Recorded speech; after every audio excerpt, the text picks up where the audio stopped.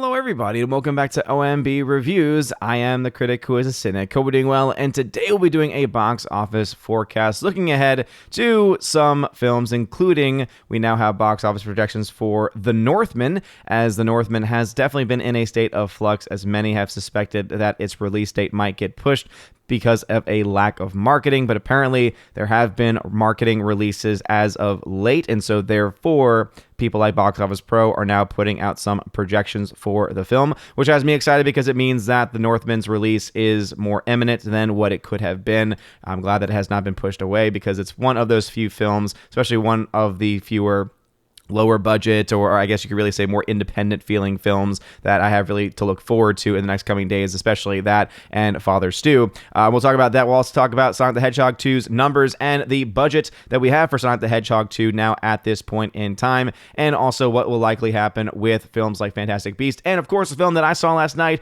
Morbius, which if you want to see my first thoughts and review of the film, check out the video from last night that I posted live from my reactions right after, literally getting in my car right after the film. Let's just say things are not very good. Before any further, though, please make sure you smash that like button, light up that fire button if you're watching over on Odyssey, and also make sure that you are subscribed to the channel with that bell notification on. That way you know every time a video or live stream goes live on the channel. So, as you can see from this look ahead, we do have some updated numbers, and so first off, a film called Ambulance is expected to do 9% worse than what it originally did in its opening week, whereas Everything Everywhere All at Once, which actually seems like a very interesting independent film dealing with a multiverse, which again, as I mentioned in a previous video, the fact that it's a non-superhero film dealing with the multiverse actually sounds pretty interesting to me from A24. It actually has gone up 75% in its projections, expected to make anywhere between 8 and 13 million in its opening weekend, with 25 to 45 million in its overall domestic total, which is not all that impressive when you really look at it, but this film probably didn't cost all that much money at $25 million, so this is a film that would be considered to be a low-budget film by Raven Award standards, and with that kind of a range and the potential to make some money overseas, it looks like there is a decent chance for this film to make its money back by the end of its run. Another film that actually, based on the numbers and based on the number crunching that I can do now, because of the projected budget, Sonic the Hedgehog 2 expected to open to $45 to $60 million, 125 to 170 million in total for the domestic market. We can imagine that this film will probably make at least another $150 million overseas, and probably a little bit more than that.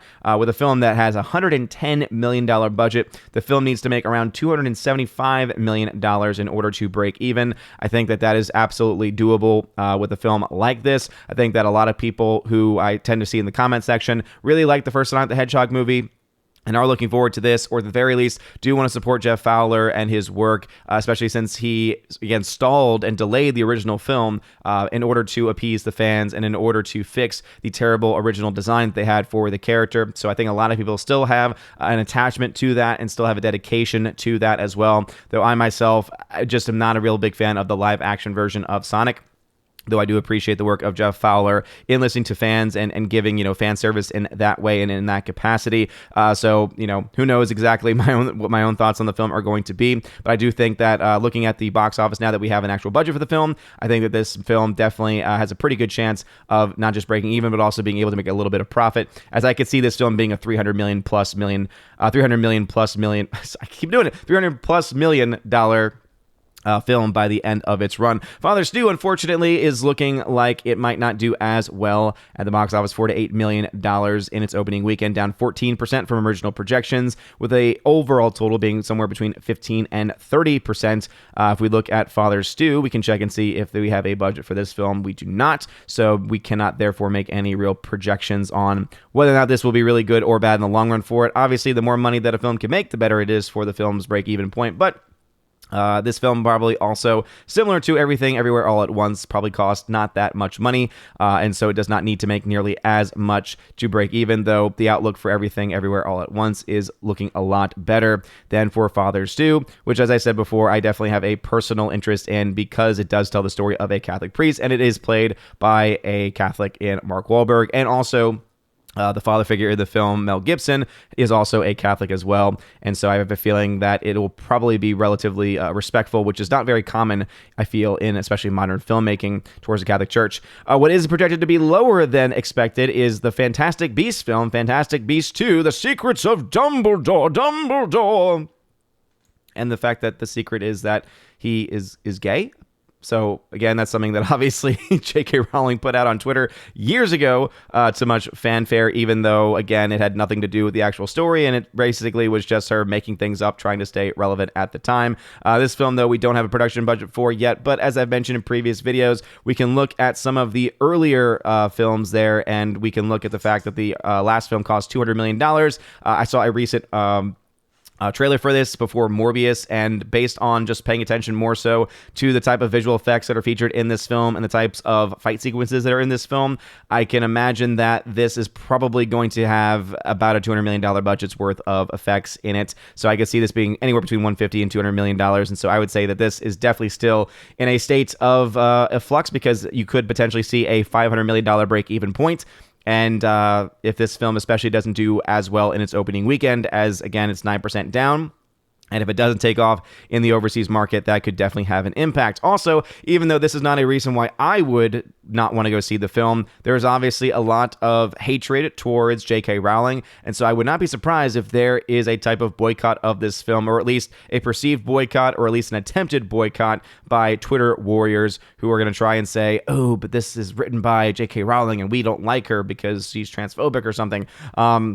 So I would not be surprised if that were to happen, or if that were not the center of controversy on the red carpet and the actors were asked about it. And I think that could end up being very potentially fatal for this movie, which, you know what, to be honest, would be a good thing, because this series, I feel like, has gone on for way too long. And if this is the final nail in the coffin, it just stops this series from going any further, then I think that would ultimately be a good thing. We do have these new numbers, though, for The Northman. So The Northman is going to be a film that I think a lot of people, based on the trailer and initial reactions to the trailer, I think a lot of people were excited about.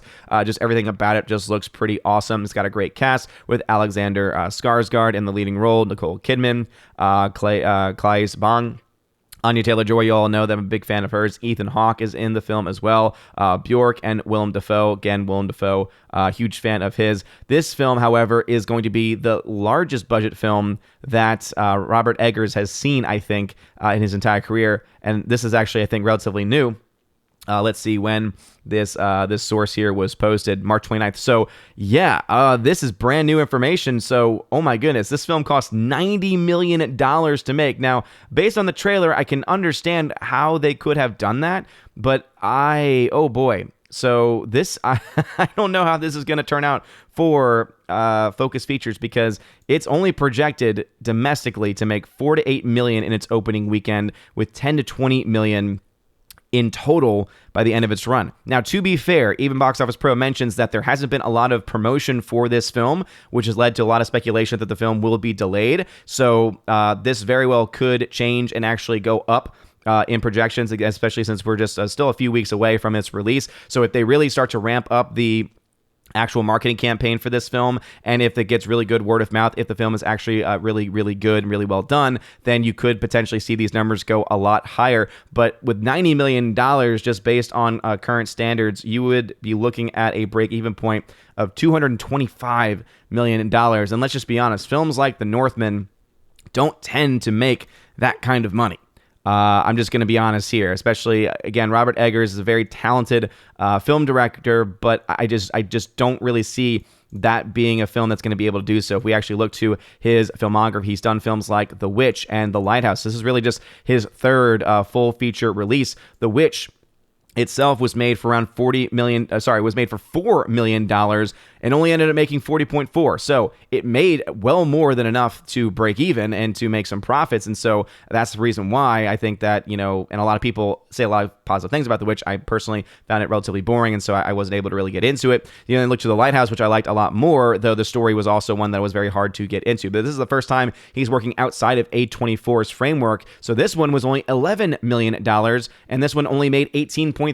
So not only are we seeing with this film it costing $90 million, and so therefore being the highest budget that he's ever had in a film, but also that means that he's going to have to make so much more than any other film that he has ever made, has ever done, with with a 136-minute film, meaning an over 2-hour film. So showtimes are not going to be nearly as focused there. This is going to be incredibly interesting, though, because Focus Features, if you want to make any money back on this project, you really got to start marketing this movie, because the trailer that you first released was awesome. This is a movie that could be a huge hit. This is a film that could be a sleeper hit. But based on these current estimates, and also it's not surprising because based on this current marketing, I don't see how you make that kind of money. I'm just being honest here, because I don't see that they're there, as some might say. But anyway, what are y'all's thoughts about this? Are you excited that the Northman seems to be leaning towards actually getting a official release date on the 22nd of April? Again, happy April, everybody. And also happy First Friday to everyone out there as well. Make sure you fulfill your First Friday and First Saturday devotions if you're Catholic. And yeah, what are y'all's thoughts about this? Let me know in the comment section down below. And about Sonic the Hedgehog 2, Father Stew, Fantastic Beasts and the Secrets of Dumbledore. Sorry, that one didn't rhyme either, but let me know your thoughts in the comment section. Anyway, smash that like button, light that fire button over on Odyssey. You guys are all amazing and beautiful people. Go check out my review of Morbius from last night. I'm definitely going to have some spoiler talk at some point in the future, because let's just say there's a lot of things in the trailer that are not in the film, and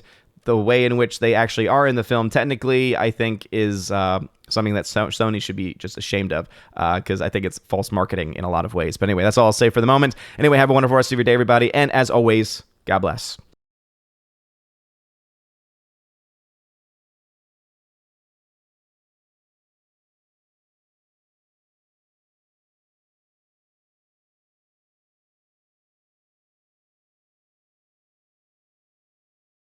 And now for a huge shout out to all of my March Patreon Subscribe Star and Locals members. Starting off first with my Patreon members, animation commentator Brandon, let's go Brandon, Brian P., Christopher Bowman, Father Christopher Miller, hail to you, Father, Father Damian Cook, Fuzz Aldrin, Garrett Searles, Hannibal Grimm, Harold Francis, Hymir Ari Hymason, Inflamed Wood, Jacob Juice, Jeff Toon, Joe Horn, Jonathan Carney, Gomer Kyle 79, Laura, the Modern Major General Story, Mike Jackson, Mad Mitch Dunaway, Mondo Spieler, Mr. Peabody, On to June, Orange Chat Reviews, Out of Step with Reality, Rosetta Allen, Stan Andrian, Miss Martin Muses, Theodore Bendon, Tina Bojan, and of course Tina B, the Empress of the Universe. Also a shout out to my Subscribe Star members, starting off with Trent Johnson, Matt 317, UAB Mad Dog, Mike Jackson, Storm Tracker, The R, Nosferatu Gatsu, Stan 4,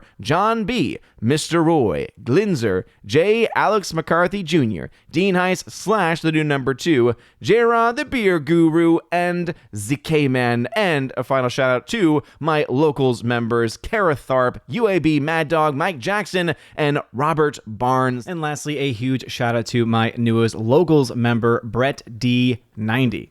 Thanks, man. Thank you all so very much for being supporters, monthly supporters of the channel. And if you want your name shouted out at the end of every single live stream and every single video, please check out the pinned, the very top link in the video description. It is noted as the Willow link there. It'll bring you to basically a link tree of all the different places that you can support on Patreon, Subscribe Star, or on Locals. And also there are other tiers that you can get access to as well, including an Army of Asgard level where you get not only the shout out, but you also get access to a giveaways channel that I have on my Discord, where you get offers of giveaways, or rather you get access to giveaways of 4K titles, Blu-rays, digital codes, all kinds of stuff, steelbooks. It's just, I'm giving away stuff all the time over there, and it's a lot of fun as well. So go check that out if you're interested. There's also the Keeper of the Bifrost level, which is the higher level up than that, and you get everything from the previous tiers. Plus, you get access to a once or twice a month podcast that I do with John the Flickpick Flickinger, where you get to ask us Q&A, right? You get to ask us questions, any question that you like, movie or non-movie related. We will answer them once, maybe twice a month. We're trying to work on a second opportunity for us to have a show, but right now it's Bifrost at least once a month. So again, you get access with that with the Keep of the Bifrost level. And then there is the Chosen of Valhalla level, the very premium level, where you get access to all of those things. Plus, you get to be featured on the channel once a month with me and the other Chosen members, where we talk about movies and stuff. Anything really that the Chosen want to talk about. And it's always a very fun discussion. We usually have about 3.5 hour discussion. So again, that's what you get access to at the Chosen of Valhalla level. Also, you get a free t-shirt during your first month. All you need to do is just let me know what t-shirt you want from the store and also their size, location, etc. And I send those out anywhere in the world. Anyway, you guys are all amazing and beautiful people. Thank you all so very much again for your love and for your support. Have a wonderful rest of your day. And as always, God bless.